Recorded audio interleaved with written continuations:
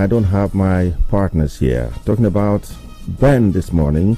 So let's roll. First of all, the Inspector General of Police has said that officers of the force should try to do away with illegal detentions, just as a group of members of the political party known as the PDP are saying that they stand solidly behind embattled, if you agree with me, Ude Okoye, who has been having a running issue with, Anyanwu, who has gone all the way to the Supreme Court. Of course, that case was decided before the weekend. The Minister of Solid Minerals, Dele Alake, is also happy that, the security outfit, an ad hoc one at that, which he calls the mining marshals, are doing a wonderful job. We'll tell you that story. I will also give you a reaction, by the Nobel laureate, Professor Wole Soyinka, to, the battle of wits, political though, in River State. You get to hear all of those. Then, of course, as a fallout of all that has been happening in River State, and as a follow-up to the conversation we had with Chief Festus Oguche, and of course, on that day we also had Honorable Tony Enweruzo on the show. We'll be looking at, some of the issues that had happened, particularly not just the declaration now, but the swearing in of, a sole administrator. Is it legal? Is it constitutional?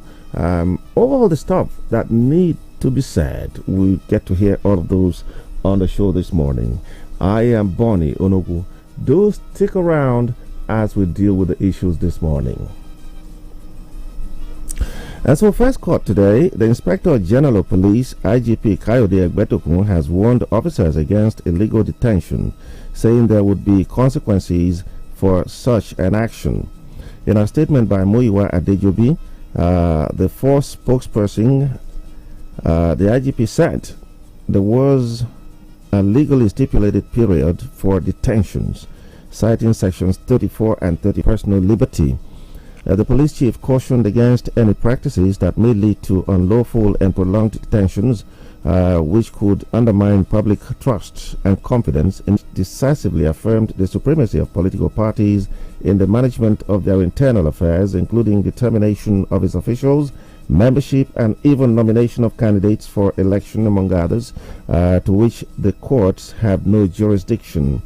Meanwhile, the CPPDP has expressed shock and dismay over what it called the manipulative and overbearing action of the All Progressives Congress APC-led leadership of the National Assembly in approving the unconstitutional suspension of the democratically elected governor of the state, as well as the legislature. And the Minister of Solid Minerals, Dele Alake, has announced the arrest of 327 illegal mining suspects across Nigeria since 2024. Alake disclosed this is whether the IGP, in my words, basically mine, is just waking up, from, some deep sleep and just warning officers who should know, because it is part of what they should have been taught, even as people who have gone through trainings. Yes, I think it's a call in the right direction, even though it's coming at the wrong time, so late after Nigerians have been violated in their rights, after they have been infringed and detained at the wings of police officers. It's simply that maybe it could be said that, just as you put it, he's just waking up from his slumber, because it's a thing that's been going on for a long time, particularly with the police force. I'm sure he must have dusted these reports up and seen that the level of deprivation, the level of degradation is very, very high, extremely high, and begin to wonder whether this is a country that has come out of the woods of military rule for about 20 years now and still have that kind of practice. And if he's talking about the police force, what about the DSSS? What about the AFCC? What about the ICPC? And all the security agents who just clamp down on an individual and keep him there perpetually, particularly the DSSS, going into investigation in areas that he should not. I think their job essentially is for intelligence gathering and for monitoring of things and get. And the IGP, using your own words, you are a lawyer, so I can quote you. Waking up from slumber, I used deep sleep. All right. Now, what does the law say? Because the IGP also mentioned the constitutionally could be detained. I'm also aware, except I'm wrong, put me right, that for the law enforcement agencies to detain an individual beyond the stipulated period, that a court has to give an order. Am I correct? You're very correct, but it's not that anybody will be waiting for court to give an order before you release a marshal on notice asking for his immediate release. 2 weeks have gone, and it compounds the issue.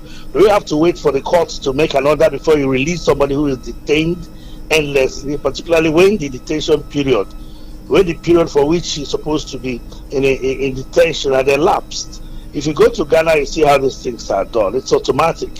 If the police could not lay anything on you as to charge you to court within 48 hours, they let you go. Well, in some sense, you preempted me when you talk about criminal offenses and all that, because I was going to ask which offenses constitute, that for which you can be, detained beyond the 24 hours or 48 hours max. And again, secondly, the law enforcement agencies have also gone to the point of using investigating a matter as a guise for detaining people. That's a very intelligent question, Boniface. First of all, the offenses that attract long terms of detention are those that are capital in nature, those that attract the death penalty or life imprisonment, death, killing, murder, kidnapping in some states, and other sundry offenses. Those ones that involve a very vital issue there.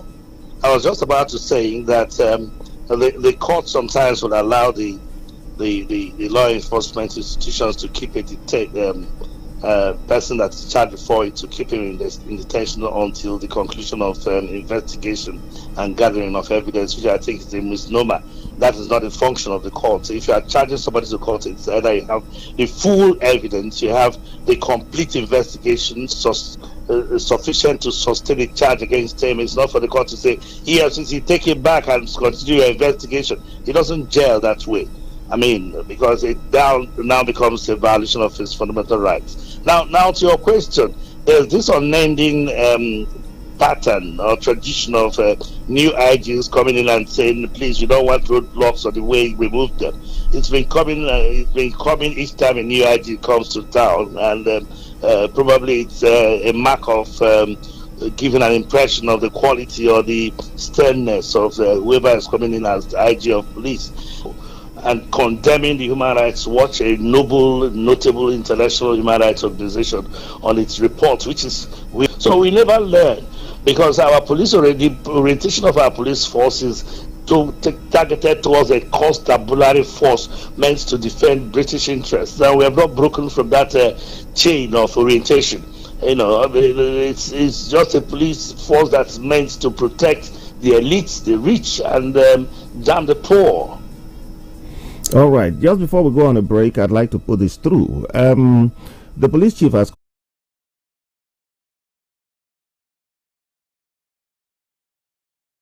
should be treated. These things are there. By the way, the African Charter is part of our laws.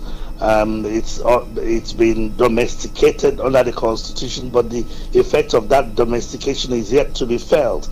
The individual, yes, has a right under the law, by virtue of Section 46 of the Constitution, to go and seek the enforcement of his rights in the event of its violation by the authorities of state.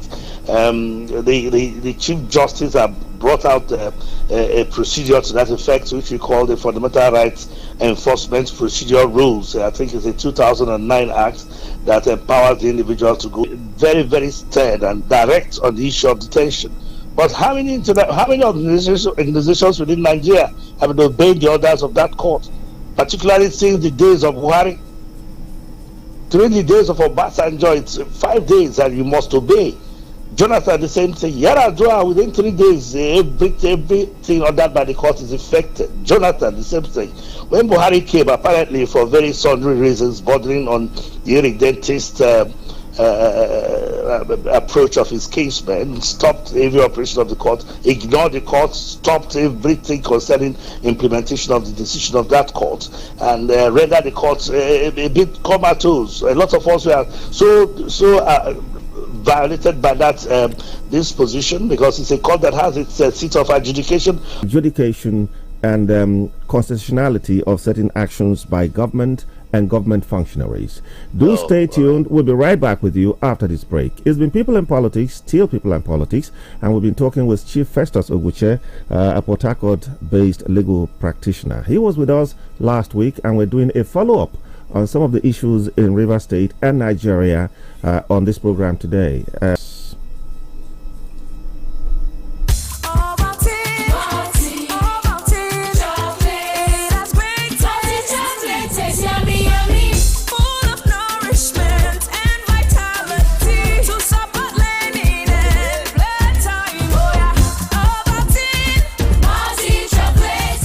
Start your children's day with a great taste of Ovaltine, enriched with multi-nourishment, calcium, malt, and vitamin B12 to support learning and playtime. Ovaltine, smart choice for smart kids. All day, Milo, energy to go further. Milo! Little body, big moves. Little brain, big learning. Your little child is eager to do big things.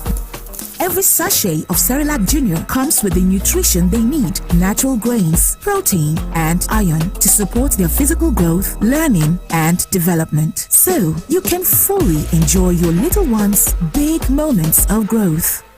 How far? This question now for you. Wouldn't it make you come up from bed for morning? Shina the sun with the rise? I been at your alarm with the ring? No, not that dream. That drive, that unstoppable force with the inside you. And you sabi within the further drive, not to start your day strong with rich creamy taste of Nescafe 3-in-1 with the carefully crafted from selected coffee beans. So whatever your hustle be, make you go from maybe, or I know fit, to I fit, and I go do Nescafe 3-in-1. Start gidigba. Ghana Bank Obula na Nigeria. Usoro n'ọnọdụ dịkwa ya. Hello, Obatala. Smart Cash, Airtel kwadoro ya. People and Politics, providing the alternative voice within the democratic space.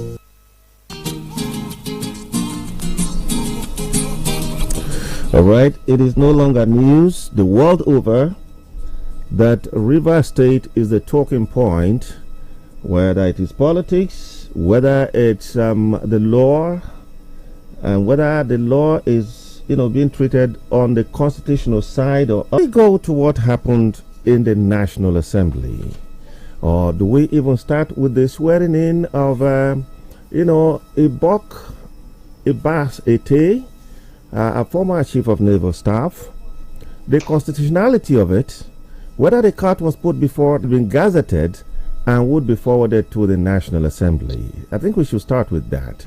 But before the National Assembly dealt with it, Ibok Ibas had been sworn in and he had actually assumed duty.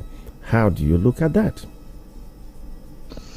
Well, I was wondering myself, how can that be? It's not the case of the cart being put before the horse or the horse being put before the cart. It's the case of the non-existence of the cart or the horse as to know where to place any of them. Before the matter was even taken to the National Assembly, the man had been sworn in, as you rightly stated. And I say, how can that be? The National Assembly is yet going to change it. That's not the character of a democratic president. I think we will need some tutoring for our future leaders on how to take some of these actions, even though we are practicing the presidential system of government where executive powers hold sway, but it doesn't make anybody the alpha and omega of the running of the country. And yet the National Assembly did not put that into constitution and went ahead and affirmed and validated the action of the president, even though in a manner that is questionable. The manner, yes, the manner is where we should look at now. The two-third majority of either of the two chambers of the National Assembly, they didn't form a quorum the first day. Even on the second day, it had to be delayed till a later period of the day. And eventually, in the House of Reps, for instance, looking at the manner now, it was by voice vote, and I think it was same in the Senate. That again, awkward because emergency. The word emergency connotes that there must be some energetic dispatch in the resolution of the issue, both at the presidential level and at the level of the legislature. And the president has clearly shown, and if I'm to interpret it, if I'm the shoes of members of the National Assembly, the president has shown that he has overriding powers over the National Assembly. They didn't see it that way. They still went ahead and deliberated, and after the deliberations, they defied the provisions of the Constitution, which requires a two-thirds majority, and used an ordinary voice vote. How would you determine two-thirds majority through a voice vote? When a Constitution stipulates a particular percentage, the British Constitution, and it's not a flexible Constitution, it's rigid in all forms, it requires that two-thirds majority. How do you calculate the two-thirds majority to ensure that there's compliance with the Constitution? When you say let the A's have it, if you say A, I don't know how they say that those things in their parliament. I heard the sound. I heard the sound of a plate on your table, and I think against your wish, I stopped you from taking your tea this morning, so I can understand why you're stuttering. Please pardon Magic FM this morning for this. But on a serious note, yes, the issue of the funds for River State, the Constitution, I'm told also, is clear that it can only be released to a constitutionally, elected body in a state, Rivers in this instance. And because of the issues on the ground, River State funds were not being released to the governor or to the state, to put it that way. Now, lawyers are saying again that indeed the governor had said that the president capture which he used was in the realm of the release of allocation to the states. State capture in the other sense could be political, to mean that like some pundits are saying, yes, that the governor will be on suspension, his deputy and all that, even the legislature, and that the sole administrator may be empowered also to organize a local government election, in which case, as alleged, the governor's party may end up taking over, the local governments, and maybe by extension, River State. Have you heard that from the grapevine too? I wouldn't want us to narrow state capture to the issue of funds. Yes, that's why I took it out of that now to the issue of politics. Yes, it goes beyond the realm of the which deprecates the usurpation or the disruption of a constitutional order within any of its domestic entities. And your president happens to be the chairman of that body. We have to denounce this from the beginning, because it's something that has never happened and it has created a precedent. We are talking about the enthronement of an illegal order, which is criminal in nature. Because if you look at the African chapter on democracy and elections, it frowns against state capture. State capture is an international crime, and even those of African leaders have taken the advantage of the continued harassment of the International Criminal Court against them to debate that they must have their own court. This is an international crime punishable under international law. For somebody to come and implant a system different from the one that was set up under a constitutional order. So there cannot be any talk of maybe the administrator. He's there for the removal of any democratic structure or the running of government or usurpation of executive functions of the governor or the legislative functions of the legislature or the members of the House of Assembly. So what brand of democracy would you call that, for instance? So we have to call a spade right from the beginning before it turns out to be something else. And I will say that there's no validity you can give to what is happening in River State under any law, both domestic and international law. It doesn't exist. Okay. We spoke about the National Assembly a while ago. I don't know if you have heard about this, but there is a group known as, Conference of Professionals within the PDP. State of emergency will not dare do that, and of course the Congress will not even deliberate on that. It will not even he will not even conceive that thought in his mind. It's not just the National Assembly alone. We start from the presidency and those people that egg them on to take such drastic action, such action that has no place anywhere in the annals of law, in the dictates of tradition, in the midst of constitutional principles. It's a deviation from the norm, as far as I'm concerned. So ordinarily, legislators in that capacity. First of all, it's not the legislators alone. The president is somebody that should even throw in the towel before you talk about the legislature. All right. In proper democracies, what you'll even be is to collapse the democratic structures that are responsible for this and not disrupt.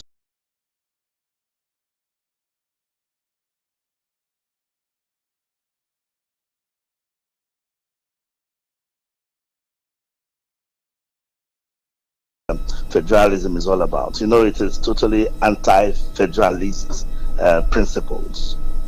The state exists on its own. They are seen as republics on their own, and you cannot have that kind of usurpation and imposition from the center. It is the center that rather validates. It is the federating units that validate the center, not the center validating the federating units. On what should be done, anything that's a nullity is a nullity. Anything that is inconsistent to the provisions of the Constitution is a nullity. You don't need the House to sit on it. It's only maybe the House should remind itself that it has overblown its trumpet and gone beyond the limits of its legislative power and legislative capacity. For the president, he knows very well, and if it comes to his senses and discovers that, look, this thing I've extended, I've gone beyond the limits of my power. I think that should be the starting point. Once again. Thank you very much. All right. Okay, it's still People in Politics. We'll be right back after this break. Stay with us.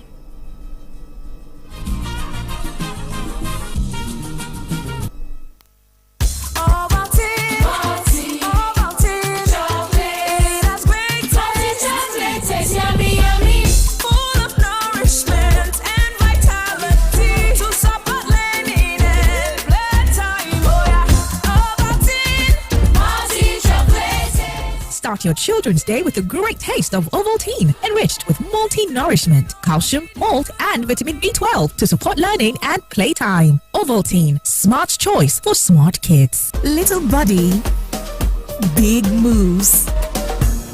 Little brain, big learning. Your little child is eager to do big things. To protect emission control systems. Save on maintenance with Quartz lubricants and keep your engines younger for longer. Experience Total Energy's premium lubricants through the years. To the man hustling every day to get his daughter through school. The artisans grinding every day to earn their urgent 2K. To the farmers, scientists, teachers, the doctors who do what they do so we can learn, live, and grow. The entrepreneur with his hustle, waiting for Baba to pick his call. To us Nigerians, doing our best daily to make ends meet. The world is yours. The world is ours. Let's go. Let's grow. Go make a difference with MTN Data. Yeah, this is Evangelist Thomas from Abukishugu in Odingwa. All right. Thank God for you and the team discussing about this nation called Nigeria. We talk about constitution, law, this, that. Who in Nigeria will ever keep the law of this nation? Who in Nigeria can go through the constitution? No. Hello? Go ahead, talk to us. Tinubu, no matter the court that judge any case in Nigeria, Tinubu can never accept any judgment by any court. The disruption of the democratic setup. Okay, so please go ahead quickly. All right. I think we should also guide ourselves, because we, in talking about this matter, we ensure that we talk to lawyers, those who know exactly what the Constitution says, and they have also, divided the line between what is absolutely constitutional and what is not. And APC and those people who are their members, and even though the body's politicians, 2027 is coming around. All these things moving around is this 2027. What is their conscience? Somebody will come out again to that common Indomie and everything to tell you to vote for them. You will still say your conscience. This is the time you will not say your conscience. Let your conscience tell you what is coming up, and you to do the need so. No, not that somebody will come up and that you come up polo and come on face cap. You will leave your business for the whole day, run around to that person. After that person will win, you will close the chapter about between you and that person. And the same card you will not call that person and get it.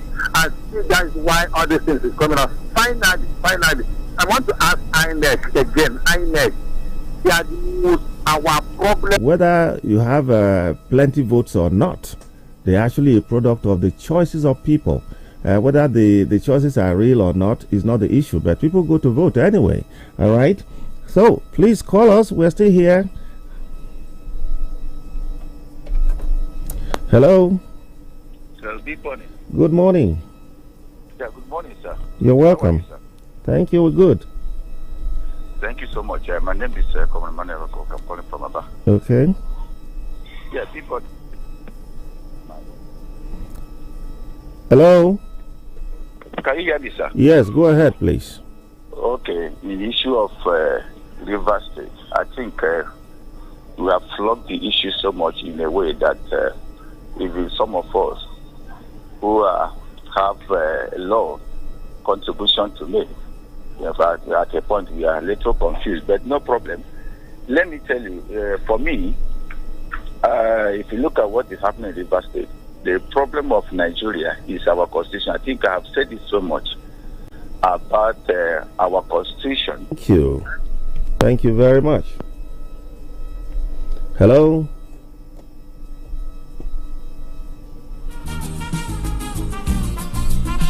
Hello, good morning. Yeah, good morning, Mr. Bonnet. You're welcome. Grace Walker is my name. All right, talk to us. Yeah.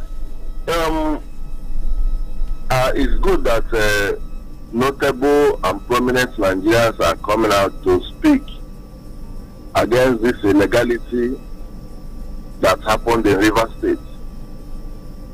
But sadly, we have a kind of system around here where the president, the governors have enormous powers. The kind of powers that, they can do anything they want without anybody, doing anything to them, as long as they remain on seat.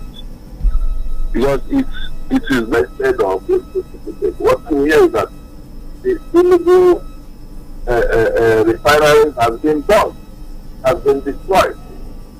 But we have thousands of illegal miners of our solid minerals in the north.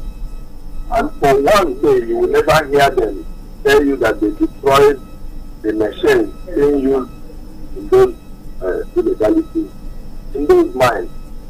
So I keep asking, why do we have one ways of dealing with illegality in this country?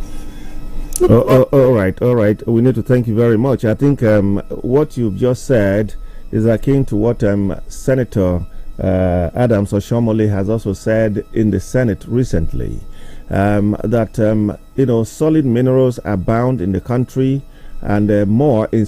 But I think it's important also that the kind of illegal mining going on in Nasarawa, Zamfara in particular, and all that, there should be a whole lot of focus on it. If they are going to be prosecuted, fine and good. But who are the individuals? Adams Oshomole in particular is there in video. So I'm not just calling. Adams pointed that some retired generals were involved. All right. And he has not been taken up on that. Who are the generals? But that is what we see in our country anyway. Thank you very much for, bringing that up again. Hello. Yeah, good morning, Big Bonnie. Good morning.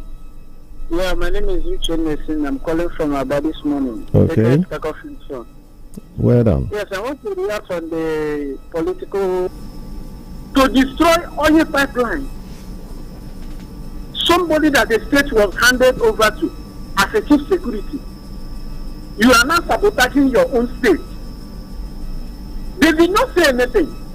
When the president now take action as president, they have now started blaming him. I think the problem we have, we don't look things critical. We allow our emotion to take the best of our reason. It's wrong. And it's really affecting us, more especially in the Southeast. That is why Southeast have not still woken up from the injury of civil war. They are still pain. And they don't want to face the political reality. That is why we are not going far in national politics. May God help us. All right, thank you very much. Because we have, as in our business of looking at things, analyzing them, speaking to experts, have done what we have to do. We need to remind you, in case you're listening, that even the lawyers in the land have not denied the prey. So we have to look at the constitutionality of issues, no matter how big or small they are. And that is what will make us a nation. I think that is what people are looking at, basically. All right, who is here right now? Hello, good morning. Hello, I want to. Something is going on in this area I don't even like. Sometimes. Which area, please? Which area? I'm calling from Danfodio Road. Okay. So there's area some people do not even look or think or anything because it's a member of their party. This last caller who called. You are trying to dictate. No, excuse me. Hold on, gentlemen. Don't dictate. Hold on. We will cut you off if you don't want us to talk. No. Don't worry. We are speaking Pidgin Fulfulde to ourselves. For those who don't know why we are saying Awurijam. Don't worry. I'm coming. Yes. Bonnie, I was supposed to know and see that the demolished assembly complex is under construction.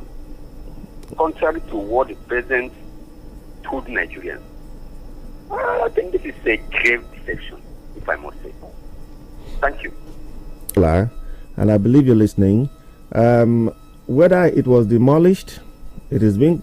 Not because Fubara is our brother or Fubara is anything to us. We are crying because the country belongs for tomorrow basics. Seriously, it is totally wrong and the Supreme Court should revise this. Since he has bought this thing, and I know his hand is also in Supreme Court because he has a lot of power placing people in seats, and buying some positions. Seriously, it is totally wrong. But Supreme Court should overlook all these things and overturn this. Seriously, because this kind of precedent that is set in our future as a Nigeria. Thank you for having me. Thank you very much. If you talk about precedent, we had a case before in this country where in Yobe, Adamawa, and Borno states, during the period of President Goodluck Jonathan, a state of emergency was declared, but the governors remain in office. They remained in office,